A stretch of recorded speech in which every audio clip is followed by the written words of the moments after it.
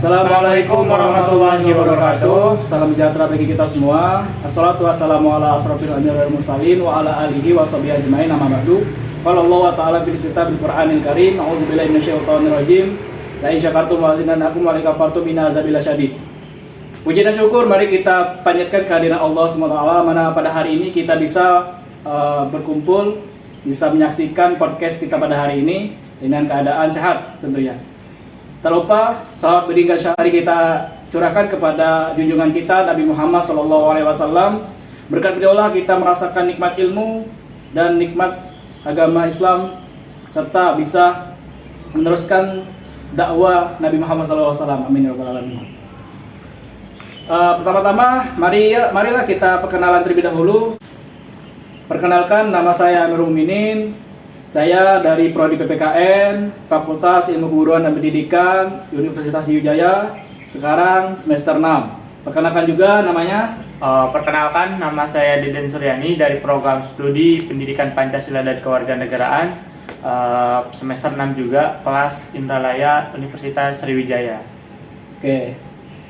Bagaimana Den kabarnya hari ini? Alhamdulillah baik, Bro. Gimana Amirul sendiri? Ya. Baik juga ya. Alhamdulillah. Jadi hari ini kita akan membahas mengenai diskusi tentang etika pemerintahan. Kita langsung saja bertanya kepada saudara Deden. Menurut pandangan Deden, apakah yang dimaksud dengan etika pemerintahan? Yang saya ketahui ya, Bro, terkait etika pemerintahan itu ialah merupakan satu rangkaian nilai dan prinsip moral yang dimana menjadi pedoman gitu bagi aparatur negara dalam menjalankan kewajibannya, seperti kayak pemerintahan negara itu ya dia menjalankan kewajibannya itu gitu. Benar yang dikatakan saudara Deden tadi, bahwa etika pemerintahan itu adalah berkait dengan etika dan moral. Mungkin dari Deden ada yang ditanyakan? Ini loh, terkait etika pemerintahan kan mungkin bisa kita ketahui ya mengenai prinsip. Nah itu ada yang saya ketahui itu ada beberapa prinsip ya. Prinsip apa aja sih yang sekiranya ada di etika pemerintahan itu? Prinsip yang ada di etika pemerintahan itu ialah satu, akuntabilitas. Akuntabilitas ini berkaitan dengan tanggung jawab. Nah, terkait berbicara mengenai tanggung jawab ya, di akuntabilitas ini apakah sudah sesuai dengan prosedurnya para pemerintahan kita ini berjalan di roda pemerintahan ini, mereka apakah sudah benar-benar bertanggung jawab atau belum? Menurut pemerintahan itu sudah bertanggung jawab, pasti tentu sudah bertanggung jawab sesuai dengan tugas dan wewenangnya dan kewajiban juga dalam menjalankan roda pemerintahan. Cuma yang menjadi permasalahan itu etika pemerintahannya, etika moral pemerintahan itu dalam menjalankan roda pemerintahan. Jadi moral yang ada di dalam pemerintahan itu belum benar-benar ada gitu, temu itu atau seperti apa? Moral itu sebagian besar itu sudah muncul, sebagian besar itu tidak muncul karena itu tadi, etika pemerintahan itu berkaitan dengan individualisme seseorang. Individualisme seseorang itu idealisme, maka etika pemerintahan itu dikatakan baik. Apabila etika pemerintahan seseorang itu dikatakan materialisme, maka etika tersebut belum dikatakan baik karena besar kemungkinan akan terjadinya korupsi gitu. Berarti mereka mengincar materi gitu ya? Mengincar materi. Bisa kita ambil contoh enggak terkait akuntabilitas ini? Boleh. Misal kita ngambil yang ruang lingkupnya kecil terlebih dahulu, seperti kepala desa nih. Itu kan merupakan dari bagian pemerintahan negara. Nah, yang Amirul ketahui tentang kepala desa, apakah memang sudah bertanggung jawab dengan porsinya atau seperti apa? Mengenai kepala desa, apakah sudah bertanggung jawab dengan porsinya gitu? Jadi itu tadi, bahwa kita harus menilai dari aliran. Kalau dalam filsafat itu aliran filsafat. di mana ada idealisme dengan materialisme. Yang itu secara kita sebagai akademisi kita bisa menilai cara observasi terhadap kepala desa itu. Apakah kepala desa ini materialisme? Kita lihat kalau kepala desa ini materialisme, kita lihat dari segi program kerja yang dijalankan di pedesaan. Misalnya jalan bagus, jalan PRT ini jahat kan gitu kan, gitu. Iya. Tetapi tidak ada kontribusi kepala desa dalam membangunnya. Itu intinya saja kita ambil kesimpulan bahwa kepala desa materialisme. Sedangkan kalau kepala desa idealisme mementingkan rakyat gitu, jadi kepala desa ini bisa melihat situasi masyarakat sekarang. Misalnya jalan RT 1 ini jahat, jelek kan gitu kan, maka secepatnya kepala desa mengambil untuk perbaikan gitu. Itu yang membedakan antara proporsi tanggung jawab mereka gitu. Ya, mungkin ya Rol ya, seperti yang saya ketahui, saya ini kan berasal dari luar Sumatera, di sini sebagai pendatang, dan di daerah saya itu masih banyak gitu, kepala desa yang dia tidak bekerja sesuai dengan prosedurnya gitu, sesuai dengan apa yang seharusnya gitu. Masih banyak penyelewengan dana kayak penggunaan dana itu tuh tidak tepat gitu. Nah, menurut Amirul sendiri tanggapannya seperti apa sih, Ru, terkait tugas dan tanggung jawab si kepala desa ini? Tanggapan saya mengenai kasus yang Deden ceritakan, bahwa itulah diperlukan etika pemerintahan. Etika pemerintahan kalau dijalankan kepada seseorang yang tidak bertanggung jawab, maka tidak akan tercapainya tujuan akuntabilitas tadi. Contohnya saja, misalnya etika pemerintahan dalam ibaratnya seperti ini, contoh kecil saja. Etika pemerintahan kalau sebagian besar masyarakat tidak ada protesan, maka akuntabilitas itu berhasil. Sudah berjalan. Misalnya output rakyat, masyarakat sekitar misalnya di daerah Deden kan, ya, itu banyak yang aksi demonstrasi gitu. Nah, sedangkan bukti pembangunan, bukti lain terhadap program kerja pemerintah tersebut tidak nyata gitu, tidak ada, maka disebut etika pemerintah itu belum berhasil, tidak berjalan gitu. Walaupun prosedurnya itu sesuai dengan dengan peraturan yang ada di pusat gitu. Nah, tadi kan sudah kita membahas tentang akuntabilitas gitu ya, terkait kita ambil contoh kecil itu di ruang lingkup kepala desa. Nah, terus selanjutnya itu mengenai transparansi gitu ya. Terkait transparansi ini kan menjadi salah satu prinsip di etika pemerintahan. Transparansi yang Amirul ketahui itu tuh seperti apa sih? Apakah di etika pemerintahan ini kita sudah transparan gitu secara terang-terangan, masyarakat umum itu mengetahui tentang pemerintahan di kita ini? Jadi mengenai transparan di suatu pemerintahan itu kita sudah merasakan.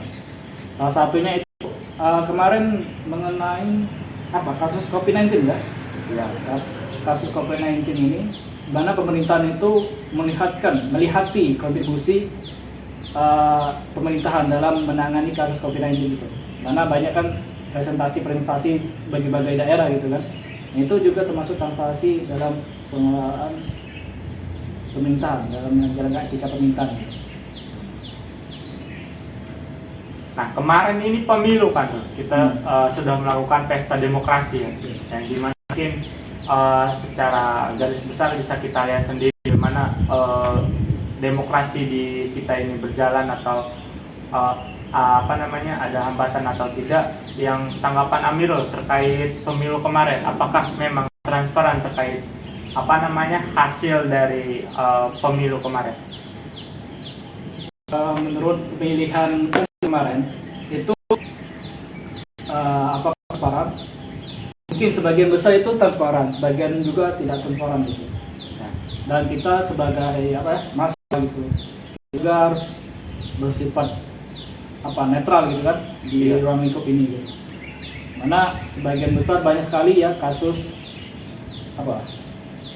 money politik lah gitu kan. Money politik lah, mungkin kita berdua tuh merasakan gitu money politik gitu kan di lingkungan sekitar kita gitu.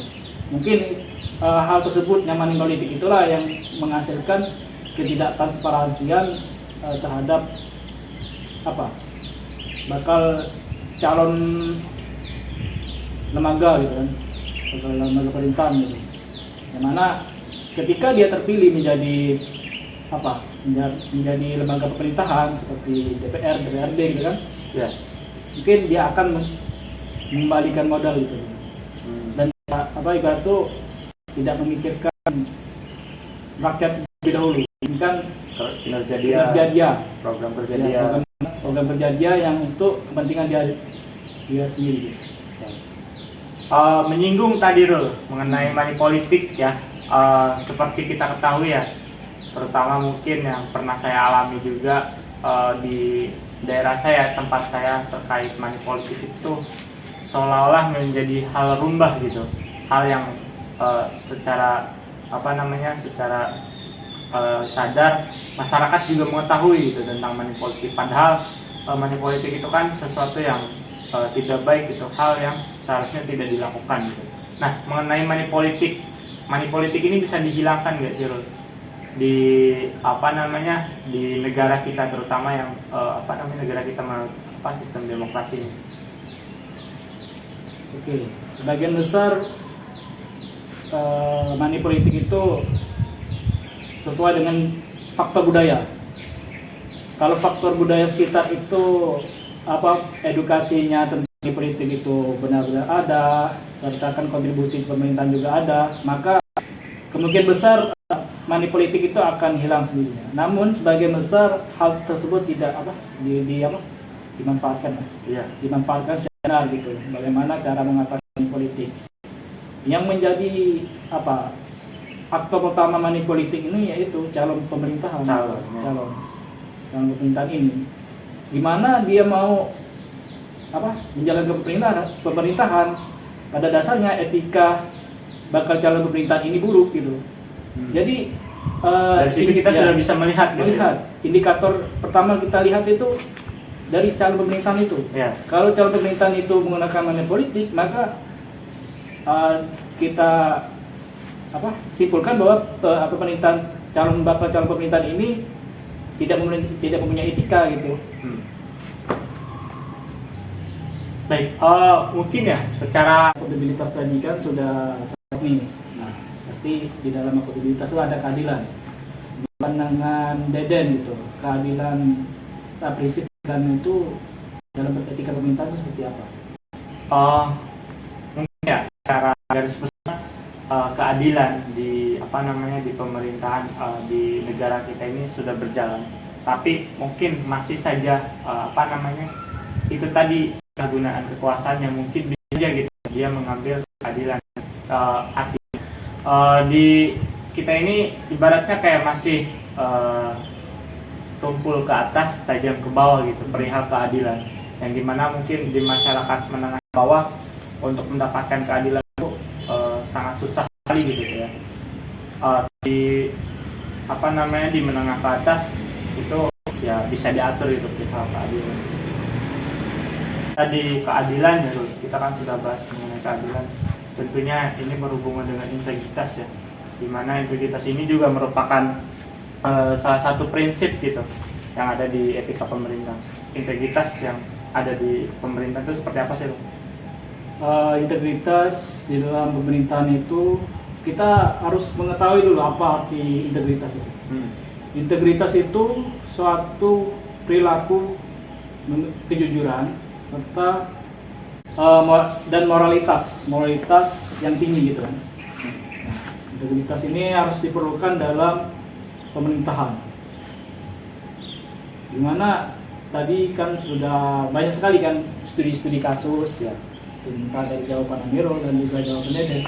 Kita ambil salah satu studi kasus yang ada di kepala desa ya. Ya boleh. Kepala desa gitu kan.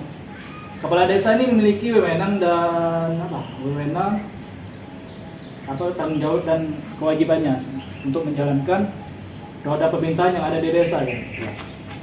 Integritas kepala desa tentu saja kita lihat di kejujuran kepala kades dalam mengelola dana gitu kan. Dan juga moralitas ya moralitas kepala desa dalam menjalankan roda pemerintahan di desa. Terkait dengan moralitas, tentu etika pemerintahan itu harus searah atau sesuai dengan kewenangan dan kewajiban kepala desa. Baiklah, mengenai prinsip-prinsip, tentukan prinsip itu harus bersumber dengan sumber dengan etika pemerintahan. Jadi Amirul itu ada sebuah pertanyaan ke saudara Dede. Sumber etika pemerintahan itu berasal dari mana? Nah, sedikit yang saya ketahui ya Rul, mengenai sumber etika pemerintahan itu bisa bersumber dari Pancasila, ya. Terus ada Undang-Undang 1945, terus ada Kode Etik Aparatur Sipil Negara, Ya. Terus yang terakhir itu ada nilai-nilai budaya bangsa gitu. Nah, yang dimana di nilai-nilai budaya bangsa ini nih menjadi salah satu sumber etika pemerintahan karena menurut saya ini sangat penting gitu tuh. Nilai-nilai budaya bangsa ini sangat penting gitu dijadikan sebagai sumber etika pemerintahan.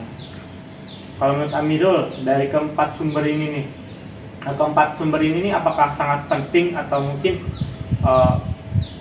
kurang atau bagaimana yang menjadi sumber etika pemerintahan? Sangat penting karena 4 sumber ini kita lihat tadi ada sumber dari Pancasila, ya, Undang-Undang Dasar 45, Kode Etik Aparatur Negara Sipil kan, ya. Dengan nilai-nilai budaya bangsa. Dengan nilai-nilai budaya bangsa. Di mana posisi rakyat di dalam Pancasila itu sebagai indikator pertama. Ya. Indikator pertama Pancasila pentingnya. menjadi indikator pertama. Ya. Sedangkan permusyawaratan, perwakilan ini sebagian dari adanya pemerintahan. Berat rakyat itu diwakili oleh pemerintahan yang dipilih ya. Nah, dipilih sehingga diperlukan namanya etika pemerintahan supaya masyarakat mengetahui pemanfaatan wewenang dan kebijakan dalam melaksanakan roda pemerintahan.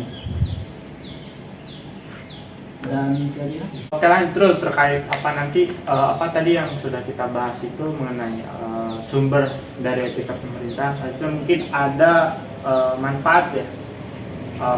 Mungkin bisa Amirul sedikit jelaskan mengenai apa aja sih yang menjadi manfaat dari sumber etika pemerintahan itu? Kemanfaatan dari etika pemerintahan. Ya.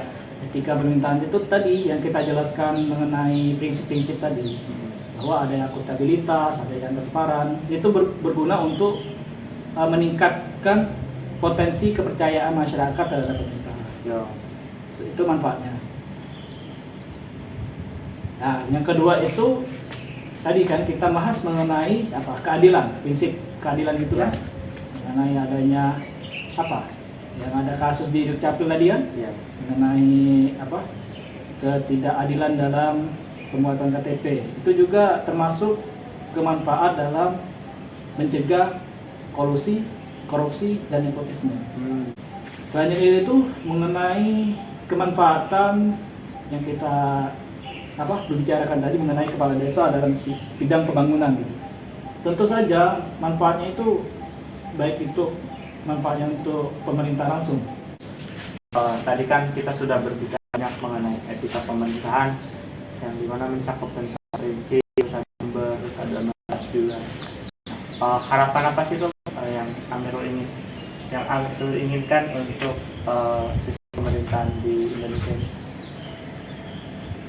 Harapan saya untuk pemerintahan di Indonesia saat ini itu lebih ke transparan, terus lebih bersikap adil sama masyarakat, dan juga adanya kepercayaan masyarakat terhadap pemerintahan. Di mana sekarang ini sebagian masyarakat itu tidak mempercayai pemerintahan karena etika pemerintahan yang tidak sesuai dengan yang diharapkan oleh masyarakat. Baik, tentunya mungkin kita juga berharap ya bisa sistem pemerintahan atau pemerintahan yang ada di Indonesia ini berjalan sesuai dengan prosedurnya gitu ya. Bertanggung jawab, terus secara transparan, keadilan itu harus benar-benar memang menjadi pegangan gitu bagi para pemegang sistem gitu. Mungkin itu saja Rul. Oke, mengenai waktu yang durasi yang sangat panjang, kita akhiri saja podcast kita pada hari ini. Lebih dan kurang saya mohon maaf. Kepada saudara Deden juga ada kekurangan tingkah laku ataupun tutur kata yang kurang berkenan, mohon maaf juga. Kepada Allah saya mohon ampun. Akhirul kalam. Assalamualaikum warahmatullahi wabarakatuh. Sampai jumpa di podcast selanjutnya. Masih.